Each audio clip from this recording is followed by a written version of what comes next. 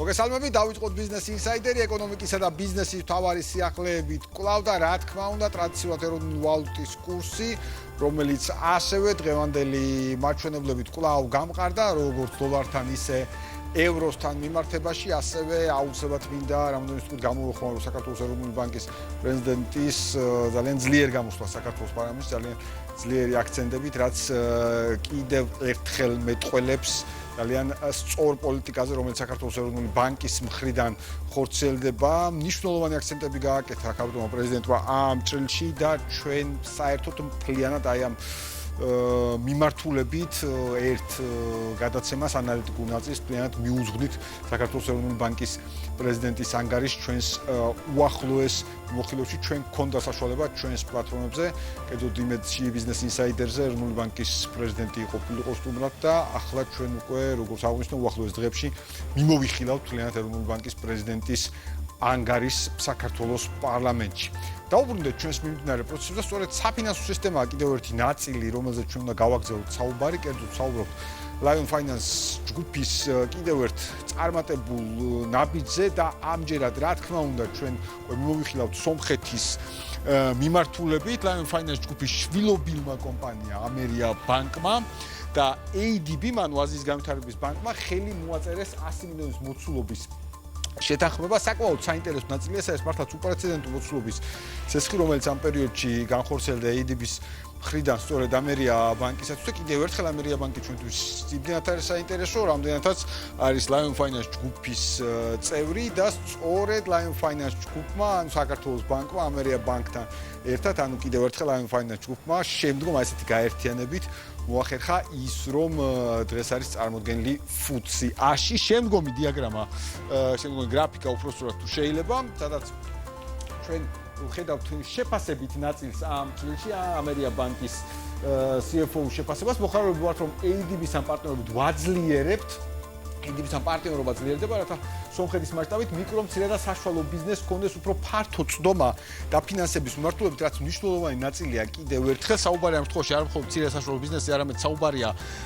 მიკრო ბიზნესის ჭრილშიც და რაც კიდევ უფრო მნიშვნელოვანი დეტალია, ჯამში აქცენტია გაკეთებული, რომ მნიშვნელოვანია ეს ყველაფერი ინკლუზიური ზრდის განვითარების მიმართულებით. მათ შორის ქვეყნის გრძელვადიანი ეკონომიკური განვითარების ხარდასაჭერად და როცა ჩვენ ვსაუბრობთ სომხეთის გრძელვადიანი ეკონომიკური განვითარებაზე და როცა ჩვენ ვსაუბრობთ სომხეთის საფინანსო სისტემის გამართულებაზე, უკვე კიდევ უფრო მეტად არის ინტეგრირებული ამ შემთხვევაში საქართველოს და სომხეთის საფინანსო სისტემა და ცხადია ეკონომიკური თანამშრომლობა ყოველთვის სამკუთხედი განსაკუთრებით ძლიერი იყო და ცხადია გვახარებს ეს წარმატება, ვინაიდან კიდევ ერთხელ ეს უკვე პირდაპირ დაკავშირებულია დიახ ქართულ ინვესტიციასთან, რომელიც განხორციელდა სომხეთში ამ შემთხვევაში, ანუ საქართველოს ბანკის მხრიდან მოხდა Ameria Bank-ის შეძენა. ჩვენ ხშირად ვსაუბრობთ ხოლმე პირდაპირ უცხოურ ინვესტიციებზე, ჩვენ სიამაყით აღვნიშნავთ ხოლმე პირდაპირ უცხოურ ინვესტიციებს, რომელიც საქართველოში ხორციელდება, ანუ როდესაც უცხო ქვეყნის მოქალაქეები, უცხო ქვეყნის კომპანიები შემოდიან საქართველოში და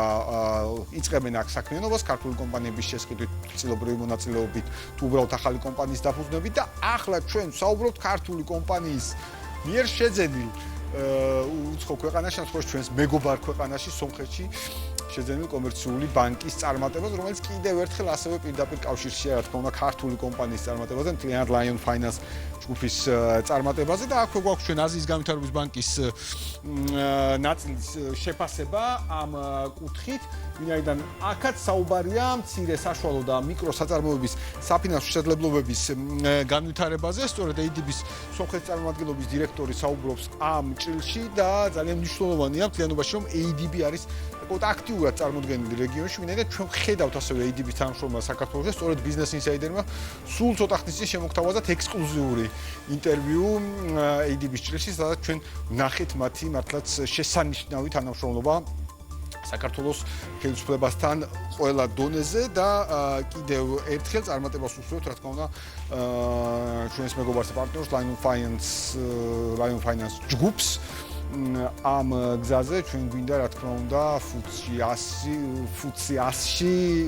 Lion Finance ჯგუფმა კიდევ უფრო მეტად გაიმყაროს პოზიციები, მოხვედრა უკვე ძალიან დიდი საქმე იყო, ამაზე არაერთხელ გვისაუბრია და ახლა გავაგზავნებთ, თუმცა რა თქმა უნდა გვინდა რომ გაიმყაროს პოზიციები და მათ შორის ეს დაკავშირებულია Ameria Bank-ის წარმატებულ საქმიანობასთან სომხეთში და თემა, რომელზეც ახლა საუბარი უნდა გავაგრძელოთ, შეეხება ენერგეტიკის მიმართულებას, თემა, რომელიც ჩვენ განსაკუთრებულად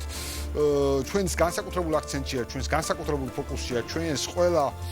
პლატფორმაზე, რა თქმა უნდა, ამ ჭრილშიც და ყოველთვის ხას უსვამთ და ჩვენი ხაზგასმის გარეშეც ვხედავთ უბრალოდ მარტივი მიმოხილვა, მე პირად ამას ხაზს გავუსვამ თუ არა ჩანს მარტივი მიმოხილვებითაც, თუ რა დონეზეა სახელმწიფოს მხრიდან ენერგო სექტორისადმი ყურადღება კიდევ უფრო მეტად არა თუ გაზრდილი, არამედ პრაქტიკულ ორიენტირებზე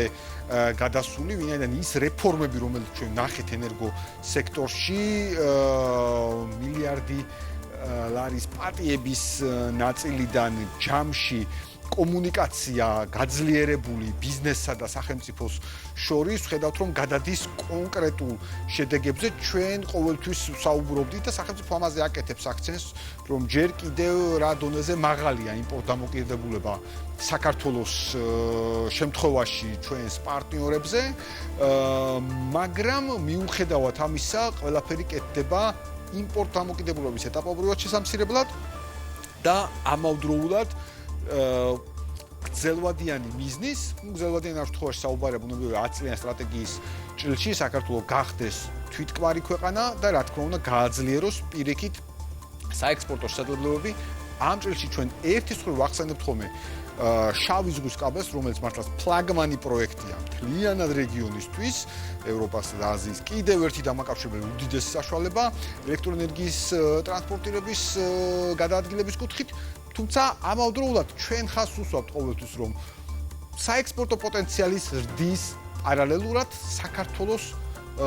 მარტივად რო ვთქვათ არ ეყოფა მხოლოდ შავი ზღვის წყალქვეშა კაბელით ელექტროენერგიის ტრანსპორტირება, ვინაიდან აქ იქნება ბუნებრივია გენერებული ელექტროენერგია მათ შორის რეგიონის ჭრილში. ამ შემთხვევაში რა თქმა უნდა აუცილებელია რეგიონში დაკავშირებადობის გაძლიერება ელექტროგადამცემი ხაზების გამართული და გაძლიერებული ფუნქციონალური გზით. ეს საერთოდ ცალკე მიმართულებაა და ამ კუთხითაც მიმდინარეობს აქტიურად მუშაობა. რა თქმა უნდა, აქ განსაკუთრებული მნიშვნელობა აქვს ასევე საქართველოს და თურქეთის თანამშრომლობა. საქართველოს თურქეთის თანამშრომლობას იმ ჭრილშიც ჩვენ ნახეთ და ეს ნაწილი ხაზგასმული იყო სწორედ საქართველოს ეკონომიკისა და მდგრადი განვითარების მინისტრის თურქეთში ვიზიტის დროს. რა თქმა უნდა, ჩვენ კვლავ ჩვენს პარტნიორს გალთის შეფასებებს ვეყრდნობით, როგორც მაღალ სანდო შეფასებებს ამ ჭრილში და ვნახოთ გრაფიკა, სადაც სამ მარტივ მიმართულებას მოვიხილავთ. პირველ რიგში გალთის შეფასებით იმპორტისა და თბო გენერაციის მაღალი წილი ახალი გენერაციის დაჩქარებული განვითარების საჭიროებას კვლავ აჩვენებს, ანუ ძალიან მარტივად რო ვთქვათ და გადმოვთვალოთ ასე ვთქვათ პროფესიული ნაწილიდან ეს მიმართულება იმისთვის რომ მუდმივად მზარდი არ იყოს იმპორტის ნაწილი და თბო გენერაციის ნაწილი, რომელიც ასევე იმპორტს საჭიროებს, ოღონდ ამ შემთხვევაში ბუნებრივია არის, საჭიროა გენერაციის დაჩქარებული განვითარება ელექტროენერგიის წესი, ანუ დადგმული სიმძლავრეების გაზრდა გვჭირდება ჩვენ კიდევ ერთხელ, რაზეც სწორედ ახლა მიმდინარეობს აქტიური საუბარი სახელმწიფოს მხრიდან. ჩვენ ნახეთ რომ დაახლოებით 10-11 თვის განმავლობაში განსაკუთრებულად სახელმწიფო სწორედ დადგმული სიმძლავრეების ზრდაზე, გენერაციის ზრდაზე აკეთებს მთავარ აქცენტს და თურქეთი ვახსენეთ შემდგომი გრაფიკა თუ შეიძლება თურქეთი 2026 წელს, ანუ მიმდინარე პერიოდის 4 თვიდან უკვე 3 თვეში იყო იმპორტის მთავარი წყარო. ამ შემთხვევაში, ანუ საერთო იმპორტერობის ნაწილში ლიდერობდა თურქეთი გალთის შეფასებით, რაც ასევე მეტყველებს იმ ნაწილზე, რომ იმპორტის ჭრილში ჩვენ გვაქვს გაძლიერებული კონკურენცია. ამ შემთხვევაში საჭიროებს გარკვეული ტიპის სტრუქტურულ ცვლილებებზე მითითება ამ ნაწილში და კიდევ ერთხელ მნიშვნელოვანია თურქეთთან გააქტიურებული ურთიერთობა, მაგრამ კვლავ მთავარი მიზანი არის საქართველოში გენერაციის ზრდა და ბოლო გრაფიკა ამ ჭრილში, სადაც ჩვენ სწორედ ამ ნაწილს შევეხებით, აპრილის თვეში საქართველოში ამოქმედდა 3 ელექტროსადგური, რაც რა თქმა უნდა განსაკუთრებით მნიშვნელოვანია ჩვენ გენერაციის ჭრილში. ტესტირების რეჟიმში გაეშვა 2 ჰიდროსადგური, რომელიც აღნიშნული ამ შემთხვევაში ჭიორად ბახვი 2 ხესი, ჯამურად 40 მეგავატამდე დადგმული სიმძლავრე დაემატა, ხოლო ექსპლუატაციაში 18 მეგავატიანი ზემო ქარის ქვესადგური შევიდა. ანუ ხედავთ ამ მაჩვენებლებს, რომელიც ჩვენ გვაქვს ამ ჭრილში და რა თქმა უნდა აპრილის თვე ამ კუთხით განსაკუთრებით მნიშვნელოვანი ნაწილია. ცალსახად მინდა ასევე აღნიშნო საკმაოდ საინტერესო სწორედ 18 გიგავატზე, 18.7, უпростоოდ 18.7 მეგავატიანი ზემო ქარის სადგურის ექსპლუატაციის შესწვა ამ შემთხვევაში, რაც კიდევ ერთხელ ბუნებრივია საქართველოს კიდევ ამ კუთხით, ენერგეტიკული კუთხით თვითკმარობისკენ გადადგმული ძალიან მნიშვნელოვანი ნაბიჯია, რა თქმა უნდა, ასევე აი ამ კუთხით ჰიდროს ასე ვთქვათ როლი კიდევ უფრო დიდია, როცა საუბარია მსხვილი ხესების, დიდი ხესების მშენებლობაზე, რა თქმა უნდა, ჩვენ მივიღებთ სრულიად სხვა მაჩვენებლებს. მნიშვნელოვანია 40 მეგავატი, მნიშვნელოვანია 19 მეგავატი, მაგრამ რა თქმა უნდა, ჩვენ გვჭირდება კიდევ უფრო მეტი, თუმცა აპრილის თვე ამ კუთხით მართლაც გამორჩეული ნაწილია და ეს რაც შეეხებოდა ჩვენს მიმოხილვით ნაწილს, რა თქმა უნდა, დღეს ჩვენ გვინდა ვისაუბროთ საკმაოდ საინტერესო საკითხებზე. თბილისის ეკონომიკა გვინდა მოვიხილოთ დღევანდელ ჭრილში და ძალიან მიხარია, რომ დღეს ჩვენი გადაცემის სტუმარია ბატონი ვახტანგ ლომჯარია, ეკონომიკური განვითარების საქალაქო სამსახურის უფროსი ჩვენი დედაქალაქის. მოგესალმებით ბატონო ვახტანგ, მადლობას გიხდით მომბრძანებისათვის Business Insider-ში და როდესაც ჩვენ ხშირად საუბრობთ ხოლმე დედაქალაქის მერიაზე, ბევრ შემთხვევაში ჩვენ საუბრობთ სხვა ტიპის ნებართვებზე, ტრანსპორტზე და ასე შემდეგ, თუმცა თბილისი ეს არის გრანდიოზული ეკონომიკა, შეიძლება ასე ითქვას და ძალიან გვინდა რომ ეკონომიკური განვითარების სამსახურზე ვისაუბროთ მეტი, ასევე არ გვავიწყდება, კი არა, განსაკუთრებით მნიშვნელოვანია ყოველთვის, როდესაც თქვენ ატარებთ ხოლმე ძალიან მნიშვნელოვან საერთაშორისო ასევე ტრადიციულ ფორუმს, თუმცა პირველ რიგში მინდა გითხოს სწორედ 2026 წლის პრიორიტეტები ეკონომიკური განვითარების სამსახურზე. მოგესალმებით, მივესალმები ტელემაყურებელს, მადლობას გიხდით მოწვევისთვის და ჩვენს პრიორიტეტებში, რა თქმა უნდა, უმნიშვნელოვანესია თქვენს მიერ უკვე აღნიშნული ფორუმი, რომელიც შემდეგ კვირაში გაიმართება თბილისში, სადაც ველოდებით ძალიან ბევრ სტუმარს ჩვენი რეგიონიდან, ასევე უფრო შორი ქვეყნებიდანაც. ამას გარდა ჩვენ თვის ბოლომდე, 1 ივნისამდე ახორციელებთ, მივიღებთ განაცხადებს მცირე და საშუალო ბიზნესის, მიკრო და მცირე ბიზნესის მხარდამჭერ პროგრამაზე. და ამას გარდა, რა თქმა უნდა, ძალიან მნიშვნელოვანი მიმართულება იქნება ტურიზმით, რომელშიც ჩვენ გვაქვს რამდენიმე პროექტი, ვაპირებთ გარკვეულ სისტემატიზებას, გარკვეული მიმართულებების, რაც ადგილობრივი ხელისუფლების კომპეტენცია არის, ასევე გვექნება ძალიან საინტერესო კვლევების პრეზენტაცია წლის განმავლობაში, რომელიც ეხება მათ შორის მწვანე ეკონომიკასაც, მათ შორის რეკრეაციულ სივრცეებს და სოციალურ-ეკონომიკურ გავლენას, სწორედ ასეთი სივრცეებისა. და გვაქვს ძალიან ისეთ საინტერესო დიდი გეგმები. მიკრო და მცირე ბიზნეს ხელშეწყობის პროგრამაზე თუ შეგვიძლია რომ მეტი ვისაუბროთ, ვინაიდან ეს განსაკუთრებით საინტერესო ნაწილია დედაქალაქის ქვეყნის ჭრილში და რა თქმა უნდა დედაქალაქის ჭრილში, ანუ ამ შემთხვევაში რა კრიტერიუმებზე ვსაუბრობთ, რა თავაზობს პროგრამა დაინტერესებულ პირებს. მოგახსენებთ დეტალურად, ჩვენ შარშან დავიწყეთ საპილოტო პროგრამა, შეგვეძლო თავიდანვე 50,000 ლარიანი სუბსიდიებით დაწყება, მაგრამ ჯერ ნახეთ როგორ იმუშავებდა 20,000-მდე შეზღუდვით, 5,000 ლარამდე თითქმის სრულად 90% ჩვენ ვაფინანსებდით, ასე ვთქვათ, აღჭურვილობის ან დანადგარისგებულებისა, 20,000 ლარამდე უკვე 85%, ამ შემთხვევაში უკვე რაც უფრო ადის, რა თქმა უნდა, თანამონაწილეობის მოთხოვნა მეტია ბიზნესის მხრიდან ჩვენგან და როცა საუბარია 50,000 ლარზე, აქ უკვე ვითხოვთ რომ 70% ჩვენ, მაგრამ 30% დააფინანსოს თავად ბიზნესმა. ჩვენთვის მნიშვნელოვანია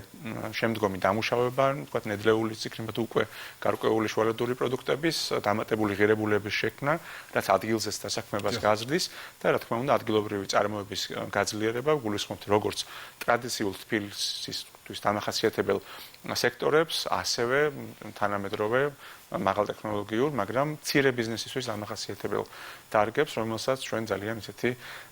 ველოდებით მოლოდინით, რომ განვიხილოთ მათი განაცხადები და დავაფინანსოთ ორგანიზაციები, რომლებიც დაფუძნებულია მინიმუმ 2 წელია, კრიტერიუმებზე ვაკეთებთ, თქვა, უფრო დამატებით განმარტებას. ასევე ბრუნვა მათი არ აღემატება წლიური 9 მილიონს ბოლო 2 წლის განმავლობაში, მაგრამ ასევე არ უნდა იყოს ძალიან დაბალი. ანუ ჩვენ გვინდა რომ სიცოცხლის უნარიანი, ძლიერი, გამოცდილი კომპანიები იღებდნენ მონაწილეობას ამ პროგრამაში, მაგრამ ისინი, რომლებსაც ჯერ კიდევ სჭირდებათ დახმარება, ჩვენ პირიქით მოხარული ვიქნებით, უკვე ჩვენ მიერ დაფინანსებული კომპანიები რამდენიმე წელში უკვე გაცდებიან 9 მილიონიან ბრუნვას და აღარ საჭიროებენ დახმარებას, მაგრამ ისინი, ვინც უკვე მიიღო დაფინანსება, ჩვენ მზად ვართ, რომ მათ კიდევ ერთხელ გავუმართოთ ხელი, განვიხილოთ მათი საინტერესო შემოთავაზებები, რასაპირებენ, მაგრამ თუ კი ეს იქნება ბუნებრივად საჭირო, პირიქით შემავსებელი დანადგარები, ვიდრე აქამდე მათ ჰქონდა და ჩვენ დავეხმარეთ მათ თუ უკვე მათ ისედაც ჰქონდათ ადრენალინი, ჩვენ მზად ვართ, რომ კიდევ ერთხელ დავეხმაროთ ამ ბიზნესებს, ასევე მივიღოთ ახალი განაცხადები, რომლებსაც შეუძლიათ რომ მოგმართონ 1 ივნისამდე, ორშაბათამდე. ძალიან ბევრი ზარი შემოდის, ბევრი დაინტერესებული ბიზნესია. ხო, მე თქვა ახლა რა ტენდენციაა თქო. აი, შემოტანილი ჯერ ძალიან ბევრს არ აქვს, მაგრამ არის უამრავი ზარი და როგორც წესი ბოლო 2 დღე. ჩვენ გიყვარს ხოლმე ქართულში ბოლო მომენტში. კი, ბოლო 2-3 დღეს ველოდებით რომ იქნება ძალიან მაღალი აქტივობა. შარშან იყო 200-ზე მეტი განაცხადი, დაფინანსდა 53 ბიზნესი. და ძალიან მოხარული ვართ, რომ აი ამ ყველაფერს მიეცა წარმატებული შეფასება, დადებითი შეფასება და გადაიზარდა სრულმასშტაბიან პროექტში. ბატონო, ახლა 53 ბიზნესი დაფინანსდა გასულ წელს, როგორც თქვენ ახსენეთ. ამ კუთხით თუ გაქვთ რაიმე კომუნიკაცია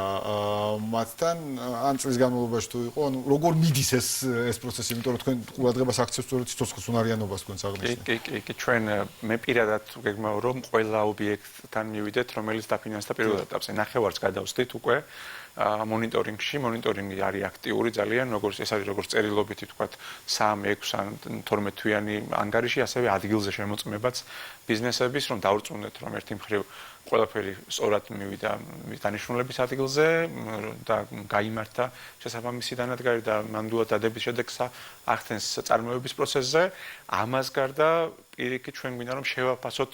რამდენად სწორი მიმართულებით მუშაობთ. შეიძლება სხვა უფრო მნიშვნელოვანი პრიორიტეტია, ვიდრე ჩვენ მიგვაშნია რომ პირველ ეტაპზე მოკვლევისა დადგინდა ამ დანადგარებისა და აღჭურვილობისა ტექნოლოგიების მიმართულებით. ამიტომ ჩვენთვის მნიშვნელოვანია მონიტორინგი არა მარტო გაკონტროლების, არამედ გაუმჯობესების მიმართულებით თავად პროგრამისა და ცხადია ჩვენ მოხარულები ვართ ვიხილოთ რომ საუბარი გვაქვს ერთი მხრივ დანაკარგების შემცირებაზე ბიზნესიდან შეიძლება ის იყოს მოკლე დროში შესრულებული სამუშაოები, უფრო მაღალი ხარისხის შესრულებული სამუშაოები, უფრო გლუვად დამუშავებული ზედაპირი გარკვეული თქვა ხის ნაკეთობების, ბეტონის ნაკეთობებისა თუ სხვა მიმართულებებისა უკეთესად შესრულებული ტყავის ნაწარმი და ეს ყველაფერი რა თქმა უნდა გავლენას ახდენს როგორც ადგილობრივი წარმოების კონკურენტუნარიანობის გაძლიერებაზე ასევე დასაქმების ზრდაზე, თბილისის გაძლიერებაზე, სოციალურ-ეკონომიკური კუთხით და ჩვენ მოხარული ვართ, რომ ჩვენ თავად ვართ ნაწილი იმ წარმატებისა, რომელსაც თავად ბიზნესები გვთავაზობენ. აბსოლუტურად წარმატებას გისურვებთ ამ ჭრილში, ძალიან დიდი სიამოვნებით, აი აქვე შემიძლია გითხრათ, რომ შემდგომ ვისაც ჩართვლით თქვენი პროგრამის ნაწილში, დიდი სიამოვნებით უმასპინძლებ და საზოგადოებას კიდევ უფრო მეტად გავაცნობთ აი მერიის მხარდაჭერილი აი ამ პროექტების, ასე ვთქვათ, შედეგებს და სიკეთეებს, რომელსაც ველით და რომელიც უკვე დადგა ცალკეულ შემთხვევებში. აუცილებლად მინდა გითხოთ თანამშრომლობა საერთაშორისო საფინანსო ინსტიტუტებთან, აი ჩვენ რამოდენიმე დღის წინ ნახეთ სწორედ თქვენი სამსახურის ორგანიზებით მსოფლიო ბანკის მიერ ჩატარებული კვლევის პრეზენტაცია, რომელიც შეეხებოდა სიღარიბისა და თანასწორობის შეფასებას, ასევე ამ ჭრილში ამის სახით რომ გითხრათ. კი ბატონო, ჩვენ ძალიან მოხარული ვიყავით, რომ გვენახა ის შედეგები, რაც ამ კვლევამ აჩვენა. სიღარიბის შემცირებას ახასიათებს მთლიანად ქვეყნის მასშტაბით ძალიან ისეთი მაღალი ტემპები. გასულ წელს პირველად ჩამოწდა ორნიშნა მაჩვენებელს აბსოლუტური სიღარიბის ზღვარს მიუვამყოფი მოსახლეობა 9.4%, წელს უკვე 7.1% არის, რაც არის წარმოუდგენლად კარგი, თუ წარმოვიდგენთ რომ თუ გავიხსენებთ რომ მაგალითად ეკონომიკური ბუმის დროს 2007 წელს 2008 წლის კრიზისის სანამ დაიწყებოდა 38.8% მოსახლეობისა ცხოვრობდა აბსოლუტური სიღარიბის ზღვარს მიღმა. შემდეგ დაიწყო ამ ყველაფერმა ნელ-ნელა ქვემოთ ჩამოსვლა, ჯერ კიდევ 2010-შიც 37%-ზე მაღალი იყო ეს მაჩვენებელი, მაგრამ აი ბოლო 2 წელია გვაქვს რეკორდული მაჩვენებლები ამ კუთხით და ძალიან გვახარებს ეს ყველაფერი, თუმცა ამავდროულად უნდა აღინიშნოს, რომ ანალიზი ჭირდება და ყოველთვის მიხარია რომ წარმატებების შეფასების დროს ყოველთვის აღნიშნული ხდება იმისა რომ ჯერ კიდევ ძალიან ბევრი ადამიანი 250-დან 300,000-მდე ადამიანი ქვეყნის მასშტაბით ცხოვრობს სიღარიბის გვარს მიღმა, რომლის დიდი ნაწილი ცხოვრობს თბილისშიც მათ შორის და სჭირდება მოკვლევა იმას თუ რატომ ვერ ისარგებლეს ამ ადამიანებმა იმ სიკეთეებით რაც ქვეყანაში ამ მრავალწლიანი ეკონომიკური მაღალი ზრდის პირობებში ჩვენ გვაქვს და მნიშვნელოვანია დავასრულოთ ეს იყო კონკურენციის საკითხი თუ ეს იყო გარკვეული პოლიტიკის ჩავარდნის ან რაღაცა დამატებითი ინსტრუმენტების საჭიროების მიმართულება და ჩვენთვის მნიშვნელოვანია საერთაშორისო ორგანიზაციებთან თანამშრომლობა როგორც აკადემიურ ასევე კვლევით დისკუსიის დონეზე ასევე იგივე თქვა საფინანსო ინსტიტუტებთან მთელი რიგი რეფორმების და ფინანსების მიმართულებით ტრანსპორტის რეფორმა მათ შორის სხვა მიმართულებები ჩვენ ყოველთვის მოხარული ვართ მსგავსი თანამშრომლობისთვის ასევე მდგრადი განვითარების საკითხებზე დისკუსიისა და თანამშრომლობის კუთხით. კი ბატონო, მართლაც მნიშვნელოვანია ვინაიდან კვლევაზე დაფუძნებული ინფორმაცია და გადაწყვეტილების მიღება ყველაზე უფრო სწორია და როგორც წესი უფრო მეტ შედეგს და ეფექტს იძლევა ამ კუთხით. აუცილებლად მინდა კითხოთ დამატებით გარდა თქვა პროგრამული მიმართულებისა, რომელიც ჩვენ უკვე ვახსენეთ იგივე მიკრო და მცირე ბიზნესთან მიმართებაში. ზოგადად როგორია თქვენი კომუნიკაცია ბიზნესთან დედაქალაქის ჭრილში ამ კუთხით, აი რამდენად ხშირად გიწევთ ასე ვთქვათ ბიზნესთან ურთიერთობა? თითქმის ყოველდღიურად, ყოველ კვირა რამდენიმე შემოხვედრა იმართება, ხშირად რამდენიმე ათეულიც კი, მაგრამ ძალიან ინტენსიური სამუშაოები ამ კუთხით, სხვადასხვა სამსახურებში, რა თქმა უნდა, უშუალოდ ჩვენი სამსახურიც თავისი კომპეტენციის ფარგლებში ჩართულია და რა თქმა უნდა, სწორედ მათთან კომუნიკაციით, მათთან კონსულტაციების შედეგად იგეგმება ახალი პოლიტიკები, ახალი გადაწყვეტილებები და ამ მხრივ ჩვენ შეიძლება ითქვას, რომ ძალიან კმაყოფილები ვართ, მათგანაც ძალიან ბევრი ინიციატივა მოდის და კომუნიკაცია არის ძალიან ინტენსიური. კი ბატონო, აი ეს მართლაც ძალიან მნიშვნელოვანია ბიზნესთან ინტენსიური კომუნიკაცია, ვინაიდან ბევრი გადაწყვეტილების ფორმირება ამ დროს კიდევ უფრო ეფექტურია ასევე. მინდა კითხოთ თბილისის საინვესტიციო გარემოს შეფასებაზე, სხვა შორის ჩვენ მათ შორის ჩვენ პარტნიორ გალთენთაგართან სხვა ტიპის კვლევებს ვეცნობით მათ კვლევებს, აი ხშირად არის ხოლმე თბილისში შედარებული, ასე ვთქვათ, შესადარ ქალაქებთან და სადაც თბილისში ჩვენ თბილისში ძალიან ბევრ უპირატესობას ვხედავთ, რატომ ბიზნესის კეთება მნიშვნელოვანია თბილისში, აი თქვენი შეფასება ამ კუთხით თბილისთან დაკავშირებით. ვფიქრობ, რომ თბილისი არის ერთ-ერთი საუკეთესო ქალაქი საინვესტიციო კუთხით აღმოსავლეთ ევროპაში. აქ არის თავმოყრილი რეგიონში, ვთქვათ, ერთ-ერთი ყველაზე ძლიერი ადამიანური კაპიტალი, ვთქვათ, საქართველოში ორ ქალაქს შორის ვართ, რომელიც იზრდება მოსახლეობის რაოდენობით. ჩვენ ვართ საქართველოს ეკონომიკის ნახევარზე მეტი, შეიძლება ასე თქვას, ამას თავისი დადებითი მხარეებიც აქვს. უარყოფითი მხარეებიც აქვს, რა თქმა უნდა, მაგრამ ის რომ თბილისი არის ერთ-ერთი ყველაზე უსაფრთხო ქალაქი და საკუთრების უფლებაც დაცულია, კრიმინალური მდგომარეობაც ძალიან ასეთი დაბალი არის და ამას გარდა აქ არის თავმოყრილი როგორც კრეატიული ბიზნესები, კრეატიული, ვთქვათ, ადამიანური კაპიტალი, არის ერთ-ერთი ყველაზე ლამაზი პარკები, ვთქვათ, არქიტექტურა, თავისი კულტურა, კულინარია, ისტორია. თბილისს აქცევს ერთ-ერთ ყველაზე კარგ საინვესტიციო გარემოთ. ამას გარდა, რა თქმა უნდა, მნიშვნელოვანია გადახდის უნარიც და მოსახლეობის გადახდის უნარიანობაც, რომელიც იზრდება წლიდან წლამდე და ბევრი ბიზნესისთვის ხდის თბილისს კიდევ უფრო საინტერესოდ. ამაზე მეტყველებს დიდი პროექტებიც, რომელიც აგეგმილია თბილისში და ამას თავის მხრივ მოყვება სინერგიულად სხვა ბიზნესების განვითარება, მოლოდინები დადებითიც, ცხადია, ასევე გავლენას ახდენს ეკონომიკურ ზრდაზე, მაგრამ როგორც აღნიშნეთ, მნიშვნელოვანია, რომ სწორედ იმ ზრდას და საინვესტიციო პოტენციალის ათვისებას მოყვება სიღარიბის შემცირებაც და სოციალური მდგომარეობის გაუმჯობესებაც, რაც ნიშნავს, რომ სწორი ნაბიჯები იქმნება და გადადგმული ნაბიჯები ქვეყნის ეკონომიკური გუნდისა და თბილისის ხელისუფლების არის ისეთი, როგორიც უნდა იყოს, ისეთი, რომელიც ემსახურება ადგილობრივ მოსახლეობას და მის ინტერესებს. ამიტომ ჩვენ ძალიან მოხარული ვართ, რომ ძალიან ბევრ სექტორში, მათ შორის ინფორმაცია და ტექნოლოგიები, რომელთა წილიც დაახლოებით 3-ჯერ არის გაზრდილი ბოლო წლების განმავლობაში ქვეყანაში და 4%-დან დაახლოებით უკვე 9%-ს გაცდა. ძალიან მოხარული ვართ. ეს თავად მეტყველებს იმაზე, რომ ზრდა კიდევ უფრო მაღალი იქნება, თუ კი გარეგანი შოკები არ მოყვა. ჩვენ ერთი დიდი გარეგანი შოკი, თქვათ, COVID-ის შემდეგ გადავლახეთ და აქ შეიძლება ითქვას, რომ მაშინ როცა მოლოდინი იყო გარკვეული ნეგატიური ფაქტორებისა და ტენდენციების და პირიქით გადაიზარდა ეს პოზიტიურ მიმართულებაში გარეგანი შოკების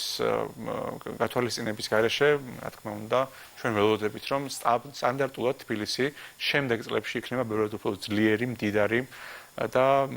კარგი ქალაქი საცხოვრებლად. კი ბატონო, და რამოდენიმე სექტორი ხო IT-ის გარდა, კიდე რამოდენიმე სექტორი, რაშიც ასე ვთქვათ, თბილისს ძალიან დიდი პოტენციალი აქვს, ხო? კი ბატონო, ეს არის ჯანდაცვის სექტორი, იგივე განათლების სექტორი, იგივე მშენებლობა და მშენებლობასთან დაკავშირებული სექტორი, მომსახურება, თუნდაც იგივე საფინანსო სექტორი ისევ გადაჯაჭვულია, მათ შორის ნაწილობრივ სტუმართმასპინძლობასთან, ტურიზმთან, მშენებლობასთან და ეს სექტორები ყველა აჩვენებს ძალიან მაღალ დაახლოებით ბოლო 5 წელს თუ ავიღებთ, დაახლოებით 2-2.5 გაზრდილია თითოეული მათგანი შეიძლება. კი ბატონო, აი ტურიზმის სექტორზე მინდა განსაკუთრებით კითხოთ ამ კუთხით, ნუ თბილისი მაინც შეება განსაკუთრებულად მიმზიდველ მიმართულებად. და როგორ ატყობთ თქვენ იგივე დედაქალაქის სტუმრობის ჭრილში, რამდენად დივერსიფიცირებულია ტურისტული ნაკადები მათ შორის? ცხადია, კვარტალურად განაწილებულია და განსხვავებული აქტივობა გვაქვს, როგორც წესი, როცა მსოფლიოში როგორი ტენდენციებიც არის და ჩვენს ვთქვათ მხარეში იგივეს ვიმეორებთ ჩვენც, მაგრამ თუ მაგალითად 2010 წელს დაახლოებით ნომრების რაოდენობა, სასტუმრო ნომრების რაოდენობა 3300-მდე იყო, 15010 და ვთქვათ გასულ წელს უკვე მათი რაოდენობა ძალიან იზრდება, მაღალი დონის ლუქს ნომრების რაოდენობაც წლიდან წლამდე და ტურიზმს აქვს ძალიან დიდი ეფექტი ადგილობრივ სოციალურ-ეკონომიკურ განვითარებაზე, სწრაფი შემოსავალი ახასიათებს მას, სწრაფად ხდება მოსახლეობის ამოყვანა სიღარიბიდან, რომლებიც კავშირში არიან ტურიზმის სექტორთან, თუმცა ამავდროულად არის ერთ-ერთი ყველაზე მოწყვლადი დარგი და კრიზისების დროს პირველი, რა თქმა უნდა, სტუმართმასპინძლობის სფეროს არ ტყავს ეს ყველაფერი, მაგრამ თბილისი არის ძალიან ძლიერი ქალაქი ტურიზმის მიმართულებით, სამხრეთ კავკასიაში ერთ-ერთი მთავარი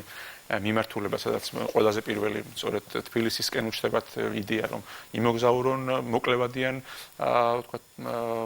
ვიზიტებში მოსახლეობას და შემოსავლები ბოლო 3 წლის განმავლობაში შეიძლება ითქვას, რომ ტურიზმიდან იგივე რაც იქამდე არსებულ 8 წელში ერთად აღებული იყო. ამიტომ ეს ყველაფერი ძალიან მნიშვნელოვანია, თუმცა ამავდროულად უნდა ვაცნობიერებდეთ, რომ ეს დარგი არის, ასე ვთქვათ, ისეთი, რომელსაც შეიძლება მოფრთხილება და კრიზისის დროს პირველი ეკონომიკური ციკლებს ვერ ავსდებით. ეკონომისტებმა კარგად ვიცით ეს ყველაფერი და უნდა გავითვალისწინოთ ბოლოდინებაც. ბოლო მოვლენებიც ახლა ზუსტად ამაზე მეტყველებთ და ჩვენ ვახსენეთ თბილისის ზრდა და მიმზიდველობა და ცხადია თბილისის განსაკუთრებული როლი აქვს თლიანად ქვეყნის ეკონომიკური ზრდის ჭრილში, საკმაოდ მაღალი მაჩვენებელია. აუცილებლად მინდა კითხოთ, როცა ჩვენ თბილისის განვითარებაზე საუბრობთ, აი დასაწყისშიც ვახსენეთ, მწვანე მდგრადი ეკონომიკის განვითარების მიმართულება, ამ კუთხითაც ჩვენ ვხედავთ, რომ საკმაოდ ესეთი დიდი რესურსი იხარჯება, დიდი ყურადღებაა დათმობილი ამ კუთხით მერიის მხრიდან. კი ბატონო, წარმოუდგენელი შრომა იდება სწორედ მწვანე ეკონომიკის მიმართულებით, დაწყებული პარკების და რეკრეაციული სივრცეების გაჯანსაღებიდან ასევე ახალი სრულიად ახალი გიგანტური დიდი ზომის პარკების შექმნის მიმართულებითაც საუბარია ასევე მცირე ზომის პარკებზე, ყველგან სადაც საშუალება გვაქვს, როგორც საქალაქო სამსახურებს, შესაბამის საქალაქო სამსახურს ასევე გამგეობებს, ყველგან ხდება მწვანე სივრცეების ათვისება. ამას გარდა მწვანე ეკონომიკის კუთხით, რა თქმა უნდა, უდიდესი გავლენის მომხდენი იყო ტრანსპორტის რეფორმა, სადაც ძალიან დიდი რესურსები დაიხარჯა, სადაც განახლდა სრულიად საავტობუსე ფლოტი თბილისისა, რომელმაც გადააჭარბა 1000 ავტობუსს, რომელიც არის ბევრად უფრო თანამედროვე, იგივე გამონაბოლქვის კუთხითაც ბევრად უფრო სუფთა და ჩვენ ამ პროცესებს მხოლოდ მივესალმებით, ასევე წარმატებით სრულდება და კარგად, ვთქვათ, შეიძლება ითქვას, რომ წარიმართა იგივე ჩანაცვლება იმ დაავადებული ფიჭვებისა, რომელიც შემდეგ ქართულ ფონდმა იყო თავის თავზე და ძალიან დიდი საქმე გაკეთდა ამ მიმართულებითაც და მთლიანობაში ჩვენ ძალიან მალე გამოვაქვეყნებთ გარკვეულ კვლევას, რომელიც სწორედ მწვანე ეკონომიკის მიმართულებით აჩვენებს თუ რამხელა შედეგები აქვს მათ შორის ეკონომიკაზეც, სწორედ იმ მწვანე სივრცეებს და ეკოლოგიურ მიმართულებას და რეკრეაციულ სივრცეებს, რომელიც ქალაქში მრავლად იქმნება და ძალიან დიდი რესურსი, დიდი ძალისხმევა იყო ჩადებული ჩვენი ხელისუფლების ამ ყველაფერში, რომელსაც თავის შედეგები უკვე აქვს. კი ბატონო, მართლაც ძალიან დიდი სიამოვნებით ხდება დაველოდებით ამ კვლევას, მაგრამ ჩემი მხრიდან მინდა აღნიშნო, რომ მათ შორის ქართულ ფონდის ასეთი ჩართულობით მერის ასეთი აი ყოველდღიური საქმიანობით, რომ მიტყვიან შეუიარაღებელი თვალითაც ჩანს ის შედეგები, რომელიც ამ რეკრეაციული სივრცეების გაჯანსაღებას შეეხება, იგივე ფიჭვების ნაწილი, რომელიც ძალიან მტკივნეული ნაწილი იყო, მართლაც აი ამ საკითხის მოგვარება, ასევე დედაქალაქის თოვლი მცხოვრების თუ დედაქალაქის სტუმარისთვის განსაკუთრებით მნიშვნელოვანი თემა იყო. და ბოლოს რომ გითხოთ შეჯამების სახით, ცხადია მათ შორის კონფერენციას, ფორუმს ვახსენებთ თუ პოლიტიკის დაგეგმას, ყველა ერთად ვფიქრობთ გრძელვადიან შედეგებზე, როგორია გრძელვადიანი ხედვა ამ ჭრილში თქვენ შემთხვევაში. კი ბატონო, თუ ეგზოგენურ გარე ფაქტორებს არ გავითვალისწინებთ, მოლოდინი მხოლოდ და მხოლოდ დადებითია მშვიდობის პირობებში, მაშინ როცა ამხელა ინტერესია როგორც ადგილობრივი ბიზნესის, ასევე საერთაშორისო ბიზნესების მხრიდან საქართველოს მიმართ, მაშინ როცა წლიდან წლამდე იზრდება გადახდის უნარი, ani მოსახლეობა თბილისში, შეუძლებელია რომ ამან არ გამოიყოს თავის შედეგები, კიდევ უფრო მეტად არ შეამციროს სიღარიბე და ძალიან მოხარული ვარ რომ ის ყველაფერი რაც კეთდება და იგივე ეკონომიკური ზრდის ვთქვათ ულფა მიდის თითოეულ ოჯახამდე თბილისის მაცხოვრებლებისა, რაც კიდევ უფრო კარგ საცხოვრებელ პირობებს განაპირობებს მომავალში, რა თქმა უნდა, იზრდება სტანდარტები მომსახურებისაც, მშენებლობისაც, მთელი რიგი რეგულაციები ინერგება ახალი და ეს ყველაფერი განაპირობებს იმას, რომ ხვალ თბილისი იქნება საცხოვრებლად კიდევ უფრო საინტერესო, კარგი, ისე ძლიერი ქალაქი, სადაც ინვესტიციები კიდევ უფრო მეტად მომგებიანი და ამავდროულად სტაბილურიც იქნება. კი ბატონო, რამოდენიმე საინტერესო ინვესტიციას ველოდებით მათ შორის არის ტრამპ თაუერი და სტაიგილსი და ასე შემდეგ. რა თქმა უნდა, ეს სწორედ აი მიმზიდველობაზე მეტყოლებს, რაზეც თქვენ ძალიან კარგად და ძალიან ვრცლად ისაუბრეთ. დიდი მადლობა კიდევ ერთხელ ბატონო. მართლა დაველოდებით შემდგომ სიახლეებს და დიდი სიამოვნებით ჩვენთვის პატივი იქნება შემდგომ ამ თემების მოხილვის. მადლობა კიდევ ერთხელ. დღეს კი ბიზნეს ინსაიდერი ამით დასრულებულია. ეკონომიკისა და ბიზნესის მთავარი სიახლეები, რა თქმა უნდა, თქვენ ტრადიციულად შეგიძლიათ ნახოთ ჩვენს ვებგვერდზე ბიზნეს ინსაიდერ.gr. მე კი ხვალამდე გემშვიდობებით.